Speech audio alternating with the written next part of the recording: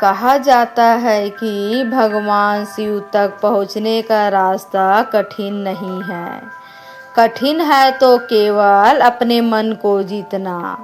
जब मन शांत हो जाता है, अहंकार मिट जाता है और हृदय में प्रेम जाग जाता है, तभी सच्ची भक्ति शुरू होती है।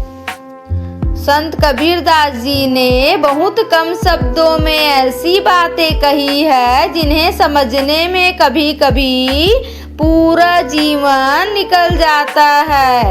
आज हम उनके कुछ दोहे के माध्यम से समझेंगे कि सच्ची भक्ति क्या है, भगवान को क्या प्रिय है और भक्त कैसा होना चाहिए। आइए सबसे पहला दोहा सुनते हैं। कबीरदास जी कहते हैं कि सच्ची भक्ति का बीज कभी नष्ट नहीं होता। चाहे कितने भी युग बीत जाए, वह बीज अपने समय पर अवश्य फल देता है।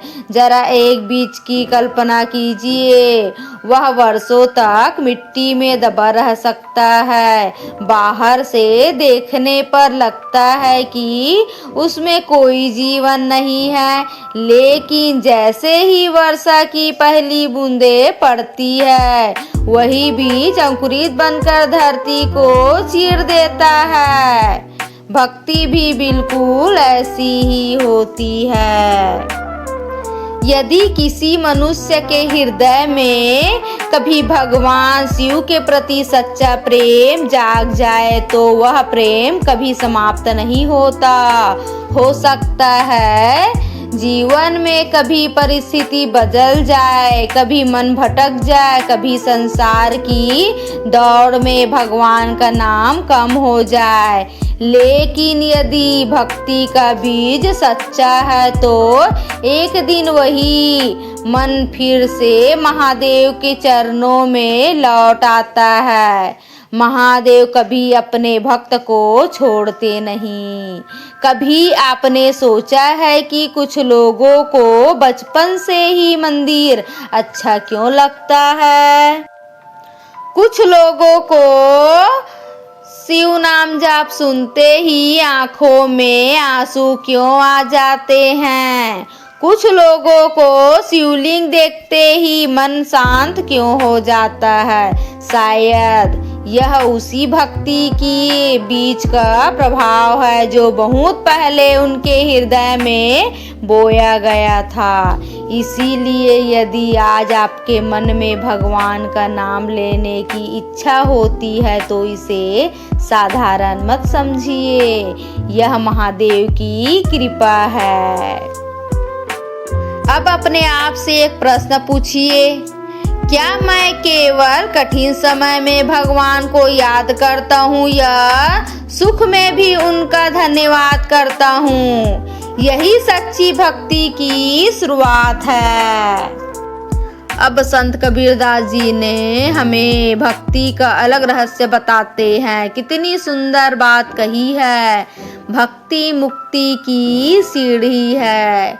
दुनिया में हर व्यक्ति किसी न किसी मंजिल की ओर भाग रहा है। कोई धन चाहता है, कोई सम्मान चाहता है, कोई बड़ा घर चाहता है, कोई प्रसिद्धि चाहता है। लेकिन कबीरदास जी कहते हैं कि यदि तुम्हें सबसे बड़ी मंजिल चाहिए तो भक्ति की सीढ़ी पर चढ़ो, क्योंकि धन यही रह जाएगा, शरीर भी यही रह जाएगा, नाम भी एक दिन मिट जाएगा, लेकिन भगवान के प्रति प्रेम कभी नष्ट नहीं होगा। महादेव के भक्त कभी अकेले नहीं होते। जब पूरी दुनिया साथ छोड़ देती है तब भी शिव अपने भक्त का हाथ नहीं छोड़ते। कितनी बार ऐसा होगा कि आपने मन भगवान से प्रार्थना की होगी और कुछ समय बाद आपकी समस्या का समाधान मिल गया होगा। शायद वह संयोग नहीं था, शायद वह भगवान का उत्तर था, लेकिन हम पहचान नहीं पाए। भक्ति का अर्थ केवल माला फेरना नहीं, बल्कि भक्ति का अर्थ है हर परिस्थिति में विश्वास रखना, हर परिस्थिति में धन्यवाद कहना, हर परिस्थिति में यह मानना कि महादेव जो करेंगे मेरे हित में करेंगे, यही सच्चा भक्त करता है। हम कहते हैं मेरा घर, मेरा गाड़ी, मेरा परिवार, मेरी कमाई, मेरा शरीर, लेकिन कबीरदास जी मुस्कुरा कर पूछते हैं, जब तुम इस संसार में आए थे तब तुम्हारे पास क्या था, और जब जाओगे तब क्या साथ ले जाओगे? यदि कुछ भी साथ नहीं जाएगा तो फिर मेरा किस बात का? जो सांस अभी चल रही है वह भी भगवान की देन है, जो आंखें देख रही है वे भी भगवान की देन है, जो हृदय धड़क रहा है वह भी भगवान की देन है। फिर घमंड कैसा? जब मनुष्य यह समझ लेता है कि सब कुछ महादेव का है, तभी उसका मन हल्का हो जाता है और शायद वहीं से सच्ची शांति शुरू होती है। सुने, जब मनुष्य यह समझ लेता है कि इस संसार में कुछ भी मेरा नहीं है, तभी उसके भीतर का बोझ हल्का होने लगता है, क्योंकि सबसे भारी बोझ धन का नहीं होता, सबसे भारी बोझ होता है मैं का। यही मैं इंसान को भगवान से दूर कर देता है। यही बात संत कबीरदास जी ने अपने अगले दोहे में बहुत ही सरल शब्दों में कहते हैं। भाइयों और बहनों, इस दोहे को केवल सुनिए मत, इसे अपने हृदय में उतारिए। कबीरदास जी कहते हैं कि जब तक मेरे भीतर मैं था तब तक मुझे भगवान दिखाई नहीं दिए, लेकिन जिस दिन मेरा अहंकार मिट गया उसी दिन हरि का प्रकाश मेरे जीवन में भर गया। सोचिए, यदि एक पात्र पानी से पूरा भरा हो तो उसमें और पानी कैसे डाला जा सकता है?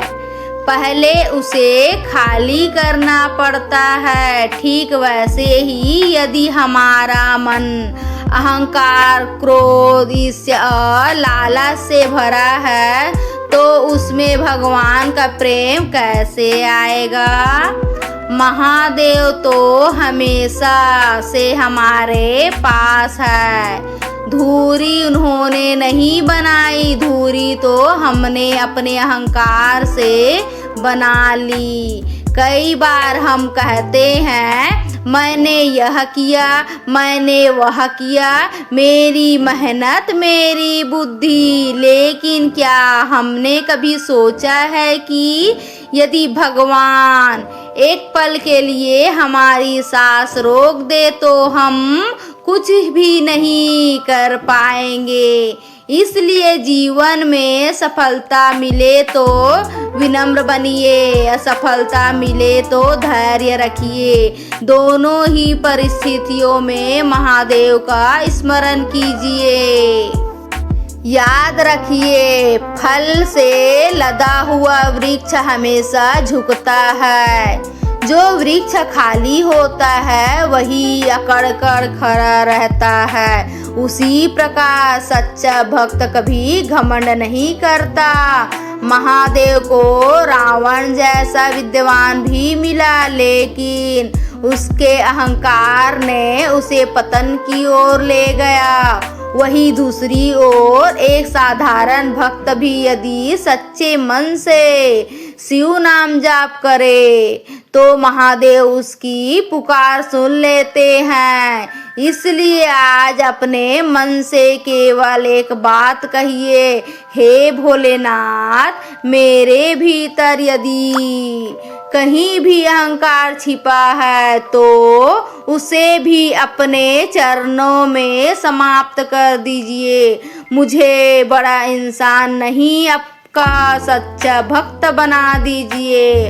अब संत कबीरदास जी हमें भक्ति का अंतिम और सबसे सुंदर रहस्य बताते हैं।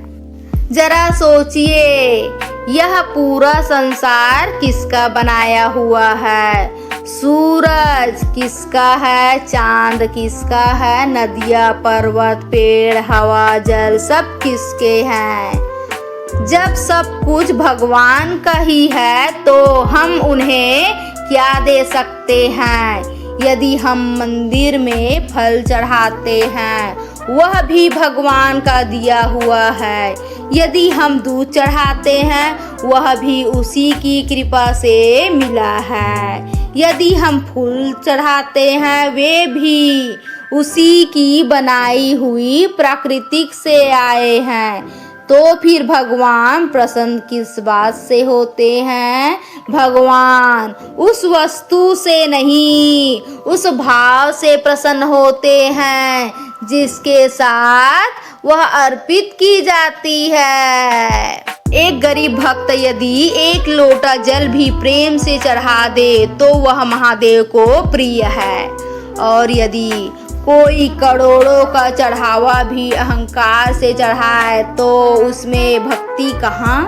महादेव का एक नाम भोलेनाथ है।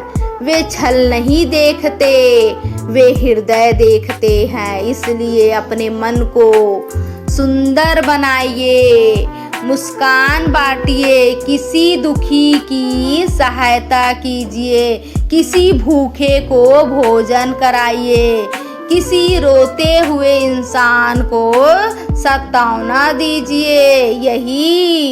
यही भी शिव की पूजा है, क्योंकि हर जीव में शिव का अंश है। जब आप किसी की आंखों के आंसू पोंछते हैं तब कहीं न कहीं महादेव मुस्कुरा रहे होते हैं। जब आप किसी को क्षमा करते हैं तब महादेव आपके भीतर प्रसन्न होते हैं। जब आप बिना स्वार्थ किसी की भलाई करते हैं तब वही सच्ची भक्ति बन जाती है।